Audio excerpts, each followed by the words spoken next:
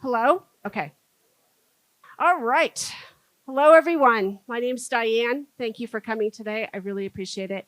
If you still have a seat next to you, let me know so that we can get some of these people who are standing seated, okay? I just wanted to tell you that I handed out to some people who came in, I may not have reached everybody, a list of our lectures this year. So if you did not get one and you would like one, please let me know. Just a couple of things about the list. FOSMMH is FOSMA. It's Friends of Ski Mountain Mining History. And rather than writing that out every single time, I just decided to put it in abbreviation. So that's what that is. It means it's a mining lecture. If it's in red, it means that that is the title. If it is in black, they are still working on their what they're doing, but they are, that's a subject matter. So just wanted you to know. So that is that. I'm going to make some introductions, and then I will, we'll see what we can do here. Okay, so David Nicholas serves on the board of the Park City Museum, is interested in local history, and frequently contributes to the Way We Were series. Also, he conducts periodic lectures and historic hikes. His particular interests include, but are not limited to, Park City's transportation history and local plane crashes. So, yes. Surprising number of plane crashes in Park City, really. Yes, there have been. So I'm going to turn it over to David. At the end, we're going to have a question and answer session where you can ask questions. We need you to use the mic, otherwise it doesn't pick up on the system. So wait till we give the mic out, and then we'll pass the mic around. You can ask your questions, okay? It just doesn't pick up because we are recording this tonight. So thank you very much, and enjoy. David? Oh, thank you, Diane. Good evening, everyone. Thank you very much for being here, especially on this beautiful day. Glad to see all this packed room. A few thank yous and housekeeping items are in order. Tonight, as Diane mentioned, I am on the board of the Park City Museum. I know many of you in this room are members of the museum, and for those of you who aren't, please consider joining. It's a great organization dedicated to preserving, promoting, and educating folks about the wonderful history of our town. So please consider joining if you don't. I also have to thank my oldest daughter, Lindsay, who's standing in the back with her sunglasses. She helped finalize tonight's keynote presentation. She is the senior art director for Utah Business Magazine. So she took pity on her father and said, "I don't like the way it looks. Let me fix it." So anyway, she's in a different league than I am, but that doesn't take much. Yeah, thank you, Lindsay. A little trivia question for tonight. Any idea why the lecture is Thursday night instead of Wednesday night? Yes, you are correct. This is a story about the last passenger train to Park City. That last passenger train came here 54 years ago today, February 27th, 1971. It was a Saturday. So when Diane asked Stu and I to have a lecture this month, we wanted to do about the last passenger train, and we wanted it on the 27th. So kind of a connection there. So that's the trivia question. The other thing I always say before lectures, I did not grow up in Park City. I did not ride this ski train. So whatever I think I know is subject to revision or interpretation based upon input from people who had firsthand experiences. So I'm just going to put that caveat out there. Some questions are going to be answered tonight. We're going to talk a little bit about the history of ski trains in North America. We're going to learn, why was this the last passenger train? Why was it even here? Why was it even here? And what was it like to ride it? Next, Lindsay. All right, where is Stu Stanek? That's a great question. All right, he is my normal partner. No, he's not on a ski vacation. That is a picture of Stu and Ann at Deer Valley, and the photograph was taken by John Goodman, the actor. They happened to encounter him while they were skiing there. He did a couple runs with them, and they said, "Oh, we got to get our picture taken by John Goodman." So he was only too happy to indulge. But Stu and Ann have been in New Zealand for 3 weeks. they'll be there for another week, and then they come home. And again, when we signed up for the lecture, they had not signed up for their trip to New Zealand. So that's why Stu is not here, and I will try my best, Stu, to do a good job tonight. Next. All right, as I mentioned, I did not grow up in Park City. However, there are a variety of people, some in this room, who were very helpful to me in researching this topic. You can read their names. Marianne Cohn, thank you so much for your help on this. Alan Dearden and his sister, Mary McGuire, are here. Their dad was the station agent for Park City from 1957 to 1977. They grew up in an active railway station. They lived on the second floor. So if you want to know what it was like to live in an active train station when trains mattered for Park City, please chat with Alan and Marion afterwards. Keith Drossi, God rest his soul, contributed to this. Peggy Fletcher, thank you for everything, including some of your photographs. Harry Fuller, I have not met him, but I did chat with him, and he rode the ski train, one of the ski trains. And I missed Leyland Flinders on the way down. Leyland and his friend Scott Smith rode the last passenger train to Park City. So we will have pictures taken during their journey from Salt Lake City up to Park City. Leyland's family owned a cattle ranch in the Snyderville, Kimball Junction area, 900-acre cattle ranch. They owned it from 1949 to 1969. Leyland and his partner, Scott, have been terrific for me to work with. Also, Jack Galvin was very helpful to me. Jim Hewitson, Mike Korologis, he rode the ski train twice, and he was involved in multiple attempts by Utah to secure the Winter Olympics. Steve Latham, some of you have seen the two of us lecture. He is my go-to guy as it relates to working on plane crashes in Park City. So he's actually working or researching right now part of a plane crash, B-18, that crashed here on November 17th, 1941. He is driving to Redding, California. I've never been there, to meet the only surviving sibling of Commander Pirtle, who was killed in the crash. She's 89 years old and would like to donate his military memorabilia and artifacts to our cause. So Steve and his wife drove out there. They left yesterday. Clark Martinez, great guy for me, talking about his dad and when his dad ran the machine shops at United Park City Mines. I already mentioned Marianne McGuire. Sergeant Morrison, always a go-to resource for me. Rory Murphy, the Pope of Park City. I mentioned Scott Smith. And of course, Larry Warren, always very valuable in our research. So thank you all for your contributions to tonight. Next. All right, this is the subject of our talk. This is the ski train on its way to Park City. A couple things to explain so you don't get confused, because I get confused.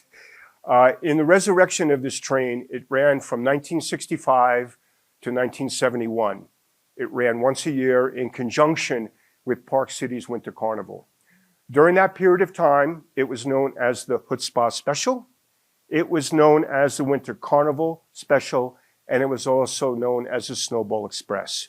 So if I interchange those, you may think I'm confused, but it was called multiple names during that period of time. So we have a beautiful shot of this train coming through Morgan. You can see the station agent out there waving to the train. Shortly, this train will switch over to the spur to Park City, and will end up at the Union Pacific Depot in town here and be greeted by Mr. Dearden. So anyway, all right. Tonight we're going to have 4 acts. The play is designed to run for 50 minutes and then have some Q&A section. So Act 1 in the very beginning. All right. You can't have a conversation about trains and Park City without talking about the building of the first transcontinental railroad. In April 1869, rails came through Echo on their way to Promontory. The Golden Spike would be driven, I think, on May 10th, 1869. It would be the country's first transcontinental railroad. Ultimately, there would be 5, and 4 exist today. And it would also be the world's first transcontinental railroad. So one of the youngest nations builds the first transcontinental network. It was the moonshot of the 19th century. Can you imagine, before the railroad, it took 6 months to go from the East Coast to the West Coast. Expensive and death-defying. After the transcontinental railroad, 6 days. Next. All right, how about rails to Park City? Union Pacific arrived first in 1880. This is a picture of the depot, which still miraculously stands at the bottom of Main Street, Alan and Marion's old home. And Union Pacific, as I mentioned, arrived in 1880. They would serve Park City until 1988, a period of 108 years. Think about it. 108 years railroads served Park City. The next railroad of note to arrive in Park City was the Salt Lake and Eastern Railroad. It arrived in 1889. It was a narrow gauge line. It originated in Sugar House and came up to Park City via Parley's. It terminated in the 800 block of Park City. The restaurant we know today as Harvest House is actually in the old freight house associated with this railroad. Unfortunately for the Salt Lake and Eastern, they ran out of money soon after arriving in Park City, and they were purchased by the Denver and Rio Grande Railroad. Over the next 3 years, the Denver and Rio Grande would standard gauge their line up Parley's. The narrow gauge line that was built by the Salt Lake and Eastern was more like a roller coaster, and Denver Rio Grande didn't want anything to do with that. So anyway, Denver Rio Grande served Park City until 1947, a period of 58 years. So anyway, that's in the very beginning. That's Act 1. Act 2, ski train genesis. I'll say this before we get going. The birth of ski trains primarily was a product of the Great Depression, surprisingly so. Communities that were endowed with snow and mountains wanted to find a way to generate new revenue. Their chambers of commerce wanted to generate new revenue, and the railroads that served them wanted to generate new revenue. So this kind of a mixture all came together for the most part, and ski trains were born during the Great Depression. Next. Some early examples, at least from my research, the first railroad that started operating ski trains or winter excursions was the Southern Pacific, from their Oakland passenger facilities to Lake Tahoe. The train would leave at midnight and arrive at 7 o'clock the next morning. They had sleepers, but they primarily advertised their bar cars being open all night. So I don't know. But we see everybody disembarking here in Lake Tahoe. This train, like many others, would operate until the advent of World War II. But Southern Pacific was an early pioneer. Another early pioneer over here was the Delaware Hudson Railroad in, there's a Class 1 railroad in New York, or Northeast United States. They operated winter excursions from Schenectady to a town called North Creek, which is in Gore Mountain. Gore Mountain is a ski resort. For a long time, it was owned by the state of New York. I've never been there. But at the time, it wasn't called Gore Mountain. It was called North Creek. So here we have a picture of the Delaware and Hudson Railroad discharging passengers at the depot in North Creek. Next. All right. 1931, Boston and Maine really gets after it. From their station in North Boston, they had winter excursions to North Conway, New Hampshire. In the first year of operation, in a 10-week season, they carried 8,000 passengers to New Hampshire to indulge in winter sports. So they were one of the most successful at this game. Next. The Milwaukee, St. Paul, and Pacific Railroad, also known as the Milwaukee Railroad, They began operating service in 1937. They actually built a ski resort in the Cascade Mountain Range. I cannot pronounce that. Oh, okay, there you go. So, but I can pronounce Hayak. So anyway, they built a ski resort. They called it the Milwaukee Ski Bowl. They ran 2 trains a day on Friday, Saturday, and Sunday from Seattle and Tacoma to their resort. And not to be confused if people in the audience say, well, why aren't you talking about Sun Valley? Sun Valley was developed by the Union Pacific Railroad and Averill Harriman as a destination ski resort. They didn't want anything to do with day trippers. Everything we're talking about here was designed for day trips and or weekend trips. So that's why we're not talking about Sun Valley, because it doesn't really fall in that particular category. The Milwaukee Railroad was very proud of what they called their recreation car. And we can see people seeming to have a good time on that recreation car and dancing, singing, and what have you. And on the other side, we have people unloading their winter sports equipment, skis, sleds, and toboggans. So again, this was a popular service. It would continue after World War II until 1950 when they stopped service. All right, Park City.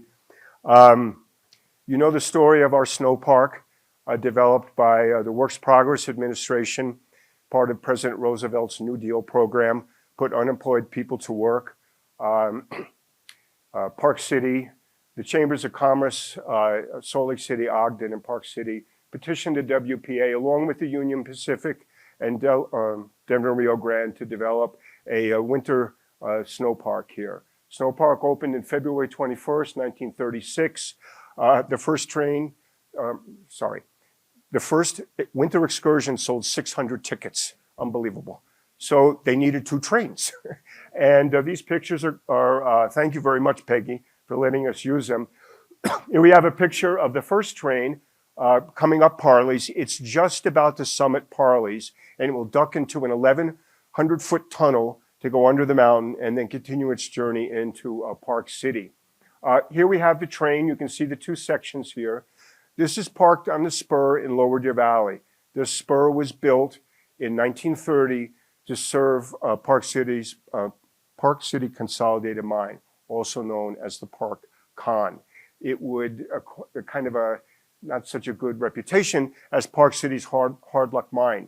It entered full production 1 month before the Great Depression and was one of the most prolific producers of precious metals, unfortunately at a time that precious metal pricing was very low because of the Depression. So the investors never made a lot of money and they had a lot of water problems. But anyway, neither here nor there. The train provided comfort, warmth, and meals, these 2 trains. And these trains would run until World War II, and they'd be resurrected slightly differently, in 1965.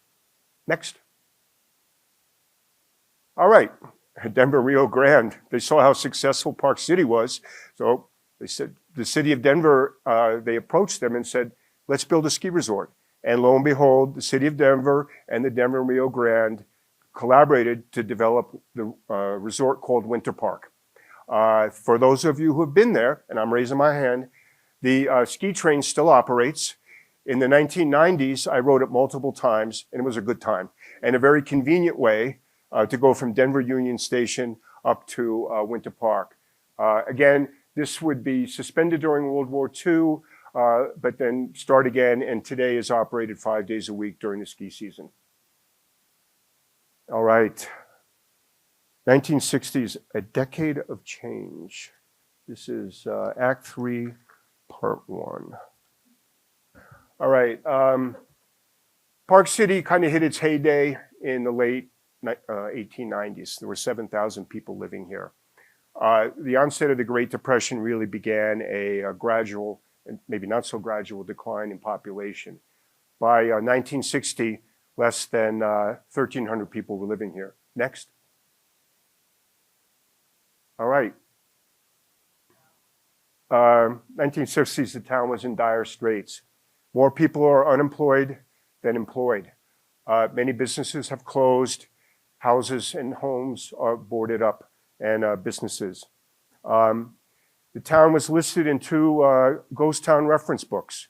The Historical Guide to Utah Ghost Towns by Stephen L. Carr, and also Ghost Towns of the West by a Lambert Florin. Not good distinctions. Summit County, they piled on the misery. In 1959, when they updated the map of Summit County, they were very kind to Park City and left them off the map, including their access roads. So talking about rubbing it in. So anyway, something had to be done. The economy had to be diversified. It would need significant amounts of money. You could have multiple lectures, and Larry Warren knows all these people very well who were associated with the effort to revive Park City. Certainly one of Park City's own, John W. Galvin, known as Jack. He was born in Park City. Due to a family tragedy, he and his sisters would be raised by Jeannie Kearns, the widow of Thomas Kearns. Thomas Kearns was one of the founders of the Silver King Mine and also the founder of the Salt Lake Tribune. And under Jack's leadership, that would evolve into a massive media company. Another gentleman, oh wait, go back. Not so fast. Calvin Rampton, the only 3-time governor for the state of Utah, at least so far in our state's history. He and Jack Galvin, were committed to seeing Park City be reinvigorated. Next. All right, power of friendship. In the late 1950s, Jack Galvin had an opportunity to get to meet the then junior senator from Massachusetts, John Kennedy. And they became very good friends. In Kennedy's 1960 presidential election, Jack Galvin worked tirelessly to support him and encouraging him in his debates with Nixon to have them televised. They would be the first televised presidential debates in our country's history. And not spending too much time talking about it, but Kennedy's a good-looking guy, movie star looks. Nixon looked a wreck in all 3 of his debates, and Kennedy won. And so, this friendship would turn off to pay significant dividends for Park City. Next. One of his administration's policy initiatives, not too dissimilar from the WPA in the 1930s, was called the Area Redevelopment Administration. And it was designed to invest federal money in private-public partnerships that would revive chronically depressed areas and provide long-term solutions, i.e. economic diversification. $400 million at the time was allocated to this program. Today, that would be approximately $400 billion. Park City certainly met all the qualifications, and a proposal was submitted to the ARA to have the federal government invest in Park City to develop a ski resort. Next. All right. Jack Galvin helps organize a Utah press and media luncheon with President Kennedy in August 1962. During the course of dining with the president, President Kennedy asked Jack, "Is there anything I can do for you?" And Jack said, "Oh, by the way, we have a proposal into the ARA and we've heard nothing from them." So whereupon President Kennedy turned to his press secretary, Pierre Salinger, and said, "Pierre, make it happen." Shortly thereafter, a little over $1.2 million was awarded by the federal government to Park City to develop a ski resort. United Park City Mines had to match that, another $1.2 million. That was a lot of money for United Park City Mines. So that combined investment in today's dollars would be approximately $24 million. So Park City has the money. It's time to get underway. Next. All right. Putting unemployed miners to work. What's remarkable to me is that United Park City Mines basically developed Treasure Mountains Resort. They didn't have any experience developing a ski resort. They were a mining company. But they had these wonderful machine shops filled with very talented craftsmen that could do anything. And the superintendent for these machine shops was Richard Martinez, known locally as the Old Miner. though he's gone on to join Keith Drosy in the great beyond. But neither here nor there. These machine shops built the infrastructure, and the resort was designed by United Park City Mines. Next. When Treasure Mountains opened in December 1963, they operated the longest gondola at the time in North America, 2.5 miles long. Again, designed by UPCM. So the resort's a success. A lot of day trippers coming up from Salt Lake City, a lot of people from Park City skiing it. So the town is on its way to economic revival. Next. Yeah, the Miners Hospital there, and also you're absolutely correct on that. It should also say Treasure Mountains. It said Treasure Mountains. I'm sorry about that. Okay, more success for Park City. Where Deer Valley East is being built today, at one time, there was a very successful mine over there. The New Park mine would be the last to open in 1932 and the second last to close in 1972. In 1959, a then 27-year-old Keith Drosy was dispatched by his employer, the mining conglomerate Hecla, to conduct a due diligence about the feasibility of forming a joint venture with the owners of the Mayflower mine, New Park. It was Keith's recommendation that they do so. And in 1962, at 30 years old, Keith became the superintendent of this mine.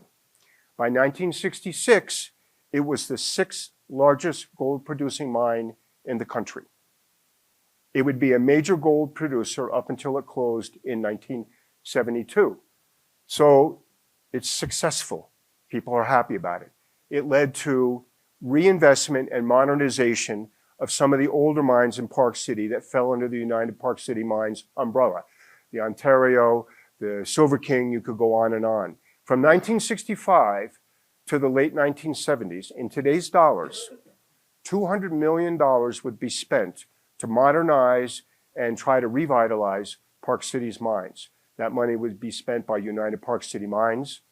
The joint venture known as Park Ventures, which was a joint venture between two of United Park City Mines' largest shareholders, Anaconda Corporation, an American smelting and refining company. And thereafter them, Noranda. The mines would finally close down in April of 1982. But that's beyond the scope of this tonight's conversation. But for the 1960s, things are going really good for Park City. Next. All right, more good news. In 1965, the state announced their intention to submit a bid for the 1972 Winter Olympics. And they did so. Next. Here we have a picture of Utah's first Olympic Committee. They are in Rome, Italy, to promote the value of Salt Lake City and Park City to host the 72 Olympics. They did not win. However, they got the Olympic bug. And they came close to winning, which was a shock also. But it led to a promotion and recognition of Park City and Salt Lake City as a possible destination for future Olympics. And certainly the 2002 Winter Olympics that were awarded were the result of these initial efforts by these gentlemen, and also the award of the 2034 Olympics we can credit to Utah's Olympic aspirations that started in 1965. So again, Park City's a decade of optimism right now. Next. All right, now we're going to talk about the ski train resurrection. As part of promoting Park City, promoting Treasure Mountains, and promoting the transportation options available to Park City, you have the Salt Lake City Airport, you have a well-developed highway network. Route 80 wasn't built through here yet. That would, I don't think, be completed here until 1986. And then you also had passenger service, loosely speaking, by a Class 1 railroad. So it's all part of promoting the transportation options for Park City, and also bringing attention to this resort, to generate ongoing business. So these trains were resurrected, as I mentioned, in 1965 as part of an effort to promote Park City's Winter Carnival. Next.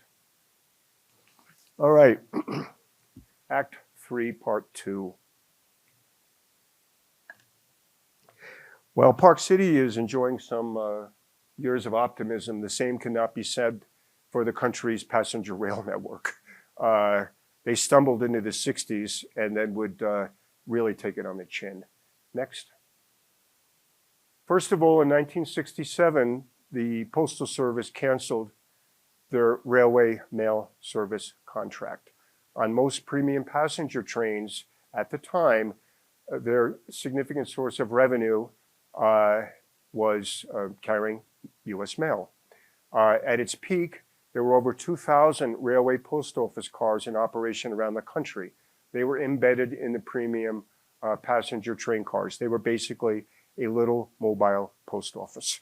And to give you an idea of the impact, the Santa Fe Railroad broke even on their passenger operations in the year before this contract was canceled.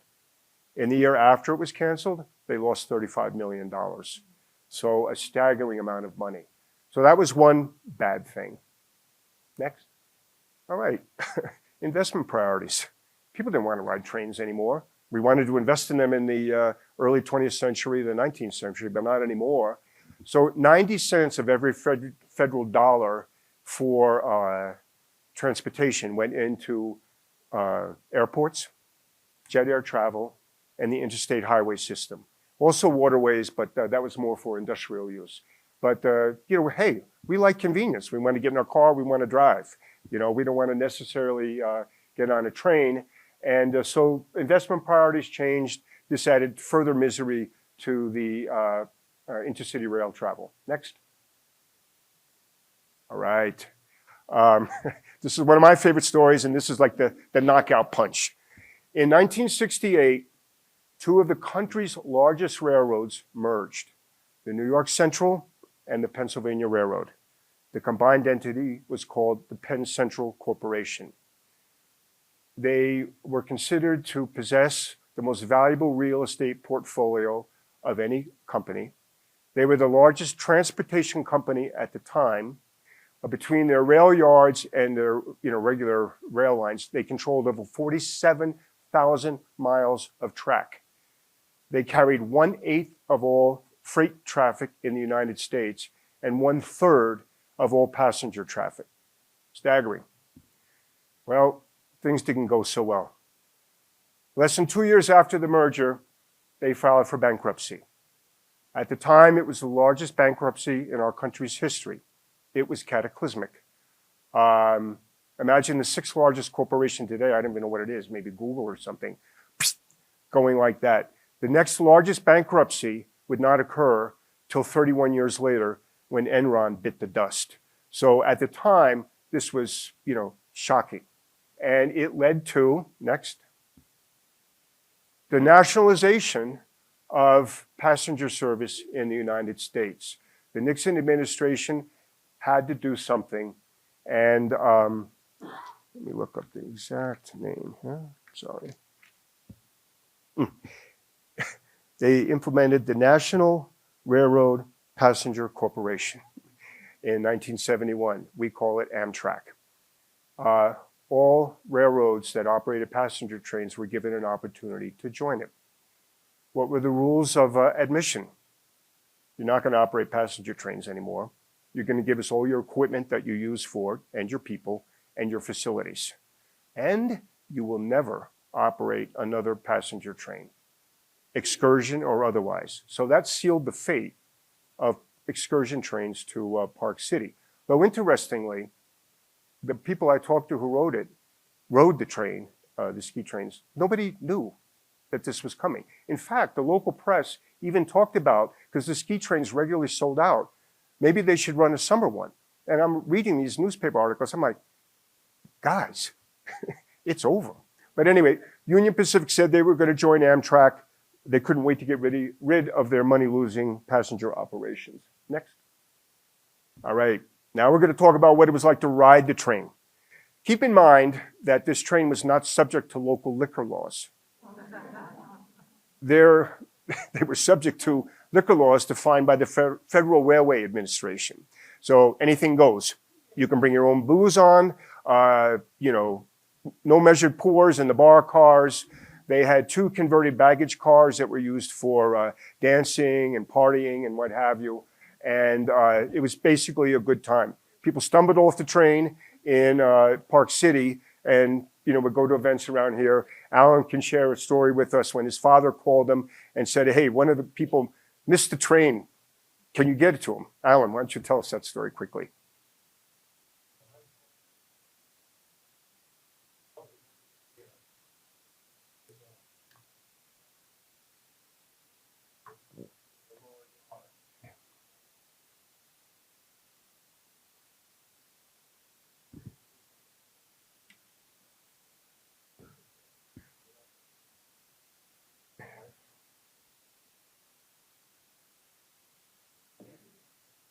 All right, thank you, Alan. A couple things. So anyway, how much did it cost to ride the train? For an adult, $7.75. For anybody under 12, $3.45. That'd roughly be $60 today for an adult, or $70 today for an adult, and $40 for a kid. That included all transportation. The train ride from Salt Lake to Park City took a little over 5 hours, staggering. And many people took the train one way, but did not want to take it back. So Lewis Brothers Stages provided not only local transportation to events around Park City associated with the Winter Carnival, that was included in your $7.75, but they offered bus service back to the Union Pacific Depot in Salt Lake, with buses leaving at 9, 11, and 1 a.m. So it kind of got you covered. And, you know, 10 hours round trip on a train, I don't think I would want to do that. Okay. As I mentioned, the train would leave from Union Pacific's Salt Lake City Depot. It would stop at the Ogden Union Terminal and Union Station and pick up passengers, and then go through Morgan, Echo, and then on into Park City. No. Well, you're right, Sandy. However, because the Denver Rio Grande abandoned their line in 1947, you didn't have a direct rail connection between Salt Lake and Park City. So you're right. It's a roundabout way. Very roundabout. As I mentioned, it was a party train. There were 2 bands on the train. One of them was from Park City. They were called the Slum Galleons. If you do research in the park record of the late 1960s, there's bands everywhere, and everybody loves them. You know, they're Christmas caroling, they're at the local bars. They were very popular. And they were one of 2 groups that were on the train, and here we see them serenading some of the passengers. The folks on the left-hand side were just, you know, great friends out for a fun afternoon. From left to right, we have Patricia Wall. She was a math teacher at the Murray Junior High School. Next to her is Leyland Flinders. As I mentioned, his family had owned a 900-acre cattle ranch out in Snyderville, Kimball Junction. He was the choral director for the Murray High School. Next to Leyland is Joan Robinson. She was an English teacher at the Murray High School. And then next to Joan is Scott Smith. Scott worked for Murdoch Travel at the time. And in 1971, and this was stunning to me, Murdoch Travel was the 2nd largest travel agency in the world. So anyway, you know, 4 friends. They didn't know this was the last passenger train. Their representative from the Salt Lake City Chamber of Commerce had stopped by on the Wednesday before the train was going to go. Hey, I have free tickets for the train. It's sold out. And they said, you know what, let's go. So anyway, you know, Scott and Leyland have been very kind to me to share their photographs and memories of what it was like to ride the train, also as Harry Fuller did, and Mike Korologos. Next. Stargazing. It was not uncommon for some well-known celebrities to be on the ski trains as part of promoting Park City.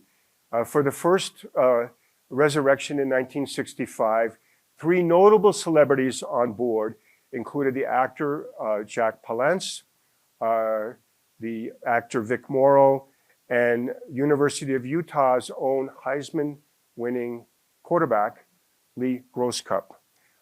They got off the train, ended up in Pop Jenks on Main Street, enjoyed a cheeseburger and a cup of coffee or two, and were very generous, giving out autographs and talking to people before taking a Lewis Brothers stage back to Salt Lake City. Anyway, stargazing could be engaged. When you arrived in Park City, it was a red carpet welcome. The mayor would meet you, the city council would meet you, members of the local chamber of commerce would meet you, and most importantly, the Park City marching band. And they were, a very, excellent band, regionally and otherwise. The gentleman right here is Corey Flinders, the nephew of Leyland Flinders. So anyway, here we are at the base of Main Street there, and the Park City marching band is away. What activities could you do when you were in town associated with this winter carnival? You could go sleigh riding, you could go skiing, you could go bobsledding, you could take snowmobile rides, you could do ice skating, or for a slight extra fee, you could ride the skier subway in the Spiro Tunnel to the Underground Museum. Now, I don't know about this Underground Museum, but back then it existed. And you could buy your tickets for that skier subway at the Union Pacific Station. And so those were the events that were engaged in. And as I mentioned, if you didn't want to spend 5 hours on the train going back to Salt Lake City, you could take a Lewis Brothers stage. Final curtain, Act 4. Why do I have a question mark? With the 2034 Olympics coming up, there's been a variety of press about the possibility of reviving a rail connection between Park City, Salt Lake City, and the airport. Certainly everybody in this room, me from direct experience tonight, the traffic can be awful, and it's not going to get any better. So maybe will there be a reconnection or a rail connection to Salt Lake and the airport at some time in the future? We're not sure. This photograph here was from February 1953. It was taken by Richard Dick Steinheimer. He rode what was called the Park City Local. He was just more interested in chasing the remnants of steam in the West. He rode in the caboose. There was no passenger car. The trip from Ogden to Park City took a little over 3.5 hours. And why would you do that unless you were a rail enthusiast? Anyway, Union Pacific discontinued passenger service to Park City in 1953. And this gentleman, Dick Steinheimer, was one of the last people to ride a train into Park City. And with that, next, that's the end. So I think we're right on time, Diane, but we're gonna open it up to questions.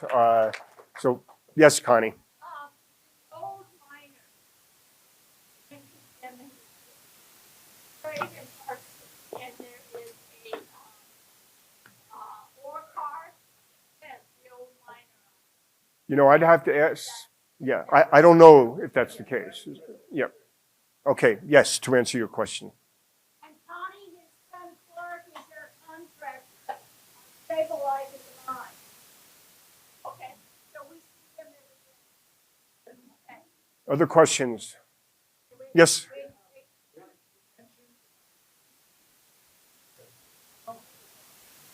To go to Park City, can you tell?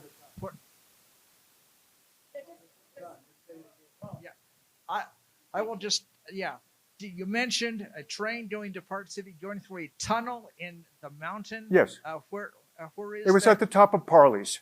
The museum offers at least once, maybe twice in the summer, a wonderful hike up the remnants of the Denver-Rio Grande roadbed, where you can't get to what would be considered the portal to that tunnel because there's a shooting range there and there's a sign saying don't go, and you can hear them, so you don't go. But before Route 80 took off 200 feet from the top of Parley's, there was an 1,100-foot tunnel there that took the train underneath and then down into Jeremy Ranch and on up into Park City.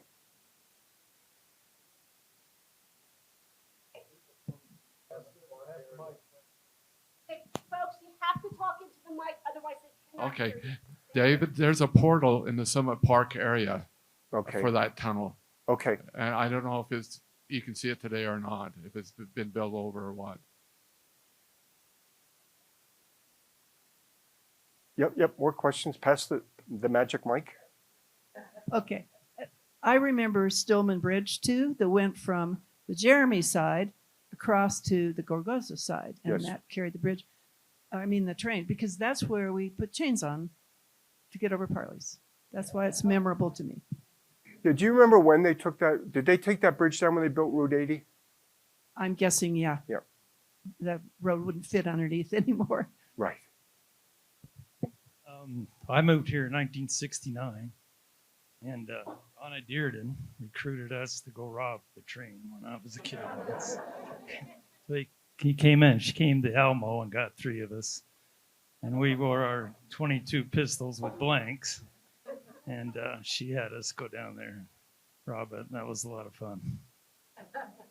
No horses.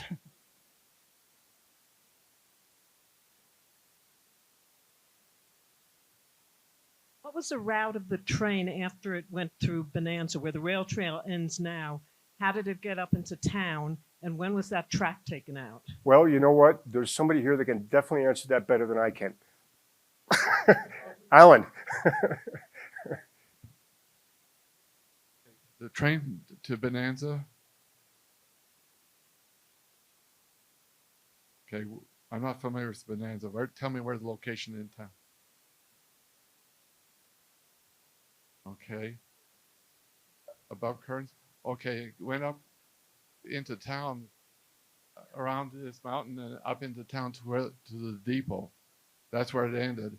And then there's some tracks going up Deer Valley, correct, up to the Ontario loading station. Went up Deer Valley and up through Rossi Hill.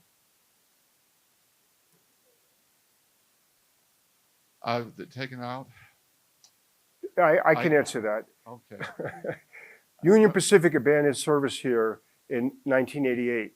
The last the last freight train came in August of 1988 to pick up some empty cars that were at the lumber yard. And soon thereafter, the line was rail banked, converted to the rail trail. And how many months after it was abandoned, Sally, where the rails were moved? I was almost, oh, wait, 1992. 19? Okay, so to answer your question, the rails and track remained until 1992.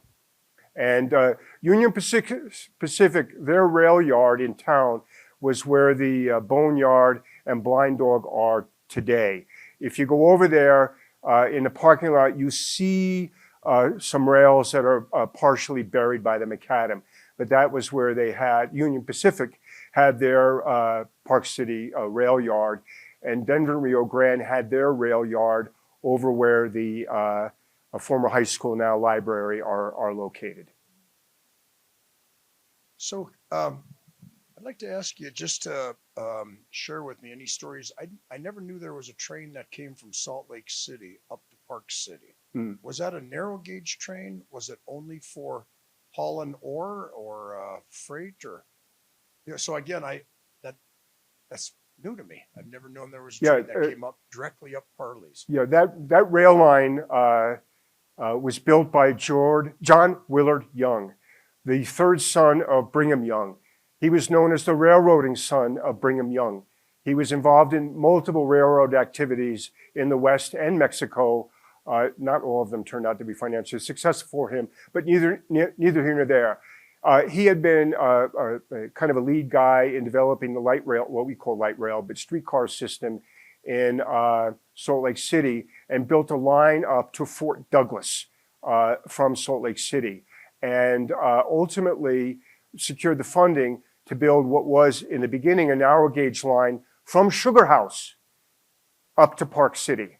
And when we go on this hike, you can actually see some faint remnants of the original narrow gauge roadbed. But for practical purposes, Denver, Rio Grande, as I mentioned, standard gauge. Believe it or not, there were 7 stops between Sugar House, and Park City on that line, 3 of them being flag stops, where if you wanted the train to stop, you flew a flag, and the train would stop and pick you up. In the beginning, passenger service was very profitable for reasons that Sandy mentioned.